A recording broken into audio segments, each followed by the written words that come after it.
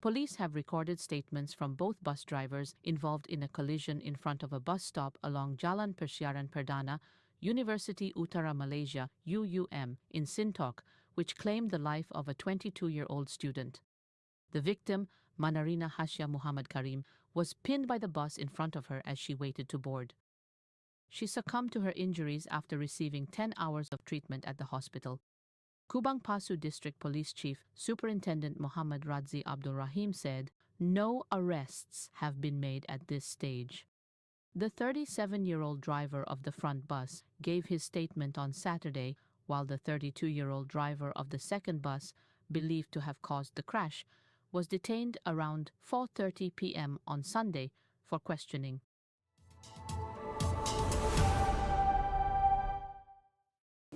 Alright, good morning guys. I think we all heard about the news, so without further ado, we jump into the actual discussion of today.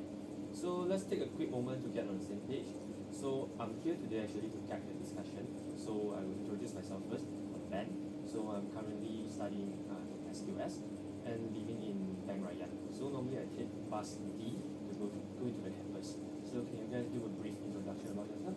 YC, maybe you can go first. Sure. So my name is YC and I currently from SFB and I will usually take bus AB to go to the campus. I'm from SQS and I live in bus, so I usually also will take bus A for going to the campus. And I'm Passion. I'm from SOC and currently living in YAB in Ladon C, the route C. So definitely taking a bus C going to school and for study. And my name is ZAHRA and I'm from SBM. I live in Potong, so I usually take bus A or AB to class. Thank you everyone. So you might be wondering why we discuss about bus A, B or C or D. So because the topic we discuss today is actually very close to us. So we're talking about the campus bus system and what can be done to make it safer. So I think everyone heard about the news just now. So what happened is this semester got an accident and caused the death of a student. So that's really shocked everyone. So today we try to work through the problems using something that called Billhood-Jochum's method. So actually you got 5 steps, but don't worry, we'll get through it later on. So firstly, we'll define the problem first and throw out possible solutions, and also set some criteria to evaluate this problem, and then we find some pros and cons of the criteria, and then we will pick what we think is the best solution for it. So let's make this a chill discussion. No need to pressure yourself, and just honesty and real ideas. You guys ready? Yes. So without further ado, we will start the 5-minute preparation before we go into the actual discussion. Alright? So alright guys, I think we're done with the preparation part. So let's kick into this issue. So I see, can you start off with it? Sure. So from the discussion just now, the whole issue already come into the spotlight after the tragic bus accident happened in April when a US student lost her life. So be truthfully, the problem didn't start here. That was just the worst case outcome of a problem that's been real for a while. Most of us, whether you live off campus or in campus, we rely on this shuttle bus every single day. It helps us to get to the class, go to the shuttle, go to the library, or even buy a dinner. So when something as serious as fatal accident happens, it makes us ask, are we really safe? Yeah, I remember the students were sharing their experiences after the incident. And it made me realize I experienced a lot of those things too. Like I've been on buses where the driver were going way too fast, especially when the roads are slippery or during early morning routes. You can feel the whole bus sway. There's no seatbelt, you're standing, and you're just holding on and praying nothing goes wrong. It's not just speeding. There have been so many times when the driver just slammed on the brakes for no clear reason. And if you are not really holding on to something, which let's be honest, when overcrowding is hard, you could easily stumble, fall, hit something. It's already happened to a few of my friends. One guy actually dropped his laptop and cracked the screen because of the sudden stop from the bus. This here with a lot of things that really is going on is where the bus is moving, but Joy just let the door is open. And you see the student is trying to climb up and down, and but the bus is rolling. One step difference will make whole things turn. And I don't know whether it is because of rushing or just bus driver losing their attention, but this not happens more than once in a campus where I am taking a bus. Also, the overcrowding, I get that it's peak hours, but there's a limit. I've been on buses where it's so packed that I can't even, put my head or look somewhere else. And the drivers, I don't think they care. They just keep going, even if there's emergency or sudden stopping situation. It's a disaster when it happens. And don't forget the inconsistent schedule. Sometimes the bus skips the stop altogether, especially when evening or driver felt like off road. And the student end up waiting for 30 to 40 minutes with the no shuttle, or they will might need to walk to the campus in a long distance in a bad weather. So actually all of this just add into one summary, which is the system actually is putting us in a risk. Like the bus system actually putting us in a risk. Like are we safer anymore? We've been thinking about this. And it's not just about actually at first we were like thinking we are been late to class, we are been late to like for lunch, for dinner. But nowadays we were thinking, am I safe to take the bus to go to somewhere else? Am I safe to going anywhere with the bus that prepare from school? Or actually if I like go with friends with cars, actually more safer than the bus that provided by the school. So today's actually the topic actually clearly connects with the sustainable development goal. Actually specifically is 11.2, which aim to provide safe, affordable, accessible, sustainable transport for all, especially a group of us like students depends entirely on the public options to go everywhere. Right? So it's not just raising complaints anymore. We are here to point out the real, visible and dangerous issue that need to be taken action to solve it. So maybe we can go on to provide solution that we discussed just now. Alright? Alright everyone. So if following Lucas method, we will like now move on to step 2. So it's like what can be done. So Chiu, I believe just now in the preparation section you got chopped down the notes about the ideas that proposed by all of us. Can you mind sharing it again so we can look into it more details? Yeah, sure. So during the preparation, the authors contribute each one idea, right, that we feel could help on to solve this issue. And here's a summary that we can came out, and we mention of what. First, we talk about driver safety and attitude training, which one provided from ZAHRA. And then second, we have some things like GPS system upgrade, which suggested by YB. And we have the third one, which about building a student transport community, that's idea from YC. And we also have volunteer safety patrol, which suggested by Ben. And the last one is from me about the peer awareness campaign. So maybe we can talk more and discuss more on those ideas. Yeah, actually great idea. So Zara, would you mind go first with your driver training for me? Sure. So I propose driver training because to me that is where the core issue lies. The person being will. You can install the GPS all you want, but if someone's driving recklessly and introduced to the like baggage or luggage, it won't help. This training will focus both on technical driving and attitude, like how to treat passengers, handle emergencies, and follow safety rules. It could be done once a semester or once a year, and honestly,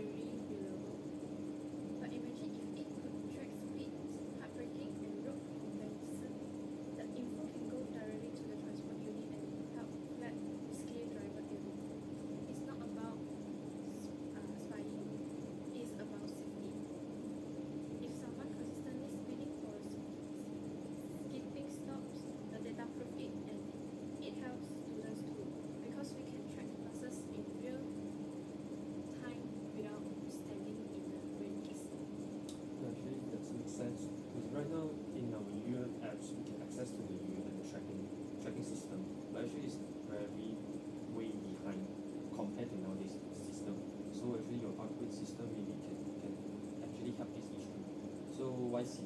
The idea is about something built by student transport committee, right? So can you get us through it? Yup. So I thought about it because we were like a lot of feedback, but we felt like don't know where to send it, or when we send it, like nobody listening to it. So I just suggested forming a student transport committee under the SCL or campus group. This committee will act as a bridge that connects between student and the transport department, collecting their complaints, giving suggestion, or maybe even attending meeting with the bus contractors. It gives the student a voice and keep connection between the both two parties. Yeah, I think that's something that we really like the communication between student and the admin side there. So honestly, should we brought something about the peer awareness campaign? Can you walk us through it? Yeah, sure. Actually, my one is some store approach. So I threw about the launching peer awareness campaign, right, to teach them how to behave better on the bus, like no crowding on the doors, then respecting the grid, even report unsafe issue properly. It won't fix everything, but could create a culture to the UNS, to create a culture about respect and safety among students. So either they are using the poster, they're using the social media, or even the short video like TikTok. So that's those simple things can really help on reinforce bus quick and safety to the UM. Yeah, I got you. Because mine, so and lastly mine, right, actually something similar to you, which is also in the student perspective, that student actually what can be done by student instead of the school admin or the bus contractor. So mine actually is like you volunteer safety patrol. I thought maybe we can like we could have student like the SRC member that we also know have our MVP, or they can form like a volunteer group, like they can ride their bikes or ride their car during the peak hours, but they won't actually confront anyone because we won't want like any arguments to happen, because like arguments actually cannot solve anything ridiculous. So actually what they does is like they observe and actually they report back to the admin, that maybe they can have like a both-way communication to improve this issue. So honestly talking, after hearing all of your ideas, I think mine actually is very hard to sustain if we want to talk about long term. Yeah, it's sort of a noble idea, but yeah, unless it's paid for in intense funds, I think the student might burn out real fast. Still, I think we are thinking about both technical and social solution here. Yeah, but exactly. So now, because we still have the ideas, so now we can explain to each other. So let's figure out each one of them and compare to evaluate them. Sound good? Yes. So maybe we can move on to our criteria parts, to set our criteria that we discussed just now. Alright. Alright guys, so as we have listed 5 solid ideas, so the next step we're moving on is the step 3, which is the criteria to evaluate the solution that proposed by us. So at here we're going to figure out how we're going to compare them, but we're not going to compare based on like feeling, based on bias. We're going to use like fair and logical things about it. So just now in the preparation section we agree on the 5 criteria, which is the effectiveness, the feasibility, cost, stakeholder involvement, and lastly the sustainability.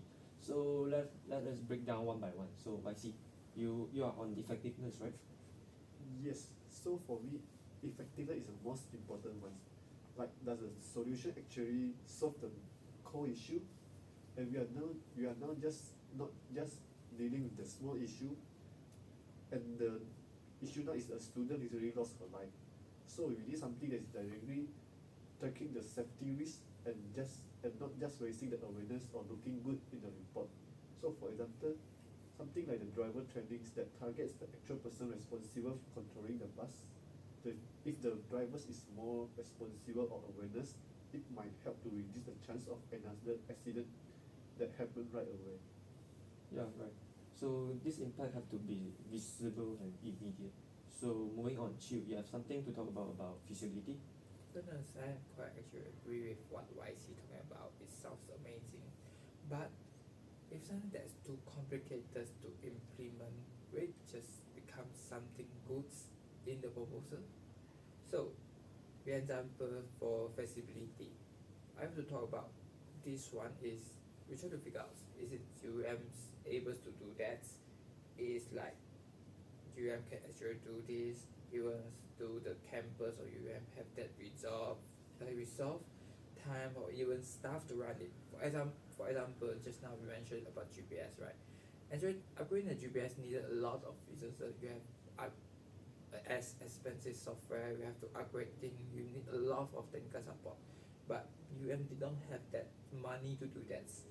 But comparing with other solutions like training the bus driver, it's much easier because it's just can done by the third party agency, something like GPP or even the outside company to roll it up, maybe within a week, something like that. And also, if solutions needs like many departments to coordinate, like IT, finance, security, the chances of it's getting delayed is high. Yeah, exactly. It has to be practical, as you mentioned, Zara. So, moving on, let's talk about the cost, Zara. Shall we? Okay, costs might sound obvious, and it's super important. Even if we propose something amazing, the university has limited budget. So if we give them something too expensive, they would just ignore it and shelve it. Think about installing an entire digital tracking system on buses. Sure, it will benefit us long term, but what if each unit costs thousands and we have like 10 plus buses to put tracker on them? That's a big ask and a big cost.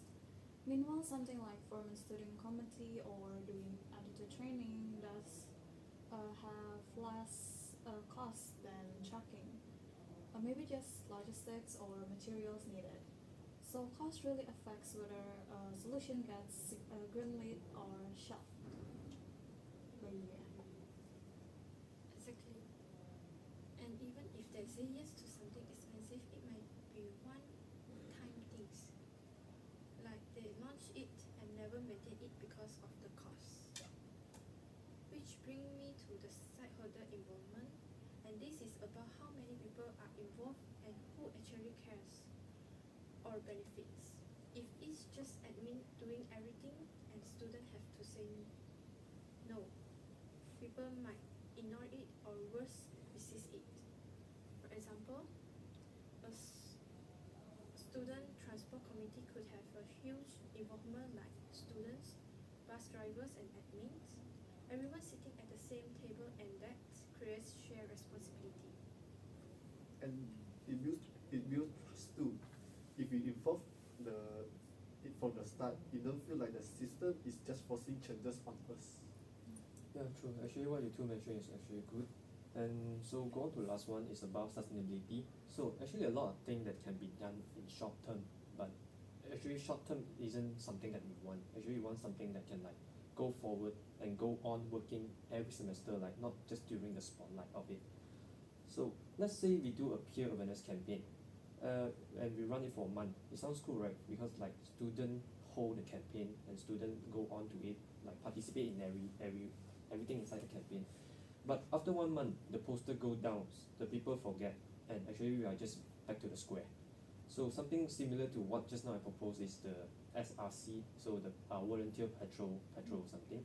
So if people burns out, like actually what you say, like if you didn't give them incentive, you didn't give them anything, so they burn out very quickly. So this plan also like cannot sustain long term.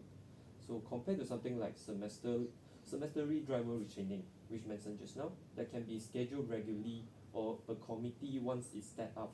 It's like it can run year after year, just a board of director changing, and even after the member graduates, like junior will like go in to like replace the senior, sorry. So sustainability is about long term structure, and it's just not like a one time effort. So after we talk about the 5 criteria mentioned by all of us, so I would like to summarize. So the first one is effectiveness. So effectiveness will like ask that does it solve the road safety issue? And second is the feasibility. Is it realistic for UM to implement? And third one is the cost. So can it be done with a reasonable budget? And stakeholder involvement. So are student, driver and admin part of the solution? And last one is the sustainability. So will it last beyond one semester? So let's keep this in mind and we'll compare them to the ideas we have in the next step, shall we? Alright, moving on is step 4, so we will talk about pros and cons in this step. But before proceed to this step, we will eliminate 2 of the current solution, so we like makes it more easier to do the conclusion at the end of this section. Alright, so we will just try to get rid of those that didn't hit the marks. Right? So I think voluntary patrols are a no for me because I don't think students need to have that burden. That's not their job and that's not our job. Yes, I agree. And honestly, awareness campaigns feel more like a side dish, not the main fix. So now sounds like when you left on driver trainings, GPS upgrade, and the last one, student committees, correct? Yep. Alright, cool. So let's dig in and just like we will go one by one and run through them with the 5 criteria that we set earlier on. So YC, you want to start with the driver's training? Sure. So for the driver trainings, I think the effectiveness is the one is the strongest. So it targets the actual behavior of the drivers, which is the root of the problem that happens. Yeah, and the feasibility is very, very high. It's not hard to organize, like just a few spans of the few sessions and get the certified trainers either from JPPs or other roots organization. For cost-wise, it's also manageable. No fancy tech needed, just content, trainers, and admin coordinations. I think it scores well with sustainability too. You can repeat the training every semester or maybe even once a year. Yeah, the only thing we concern is actually the stakeholder involvement. So it's mostly about drivers and admin. So we as students, we not really benefit indirectly, but we are not really involved in the process as well.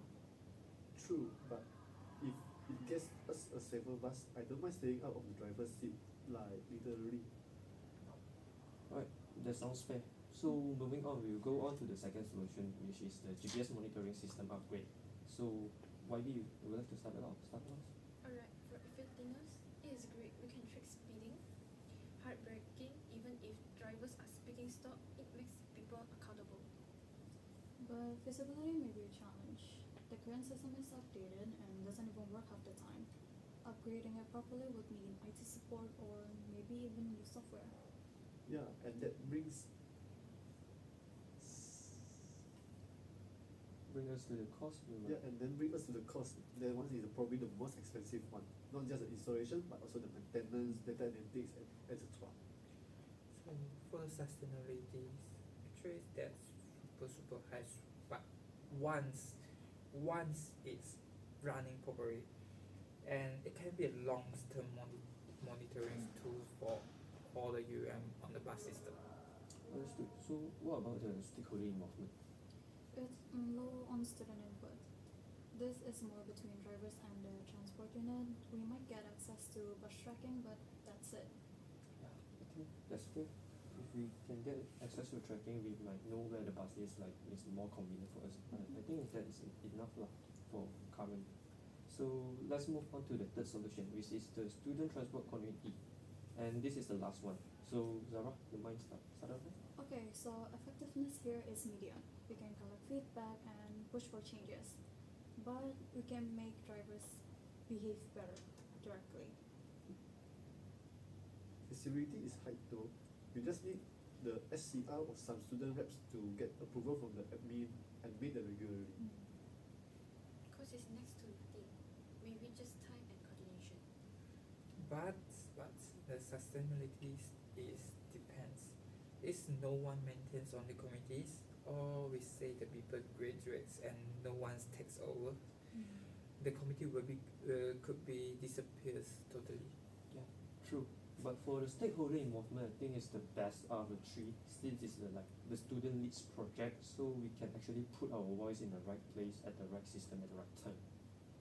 So I think that's all from the 3 solution with the 5 criteria we just evaluated just now. So after all that, I think it's quite solid. Like we look each one of them like one by one, like figuring like right now we just left on figuring which one is the best and how we're going to implement it, how we're going to roll it out. Alright. So we will discuss this. Alright. Alright guys, I think it's time for the final decision and implementation part. So but after going through all the pros and cons, I think the most is pretty clear for all of us. I think the most practical, impactful, and doable solution, at least as taking on the first step, is actually implementing the mandatory safety and attitude training for all the bus driver in UUN. What do you guys think, or any of you have any other opinion other than this? Yes. It is all ticks out of the boxes and is targeted, affordable, and quick to roll out. So if all of this is done regularly, it will stick.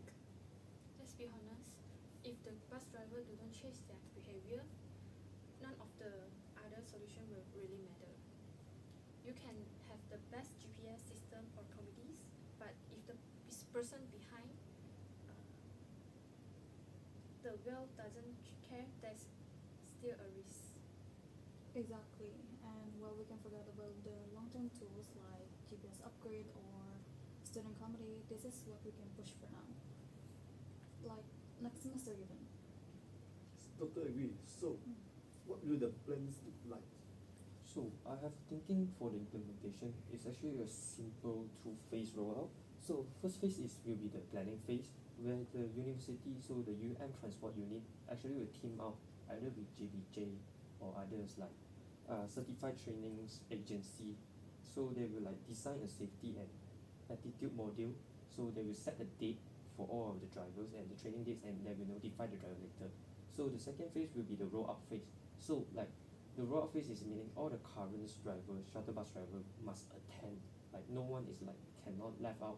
Like everyone must attend this section, and this only could be done in like the semester break. Like since students still need buses to go inside the campus or go everywhere to study. But actually, if they want to do in weekends, so maybe the JBJ or the certified training agency can provide their professional drivers like to replace our driver for weekends only. Then our driver can go for the section. Yeah, I think maybe that's all. I think there's still lack of one phase. Yes, I think there's another phase that we can add in, the monitoring phase, which is after the training, feedback is collected from the students and the driver. Feedback is collected from the students, and follow-up evaluation will be scheduled. Then the driver will continue with continued complaints, could be retained or would be reviewed. I like this and all of the things that say by Flex is structured, but it's not overwhelming. And maybe in the future they can link that with the GPS monitoring we talked about earlier for accountability. Yeah, exactly. We start off like with something simple but strong, and we build from there. So at the end of the day, like I think one life lost is like too many already, and we don't want that to happen again, right? Yes. Alright, so let's wrap up our discussion. Thank you everyone. I think we comes up with something practical that could actually makes a difference. Yeah, I just hope this kind of solution get taken seriously by the people that's in charge, and we are not just complaining, we are now suggesting a real improvement. It's about feeling safe on our own campus. That shouldn't be too much to ask. Exactly, if even life can be saved by proper training, then it is worth. Who knows? Maybe the discussion actually become part of the change. Yeah, let's hope so. So thank you again everyone for being here and sharing your input, and thank you for all those who are still watching, and stay safe, and we'll see you next time. Bye bye.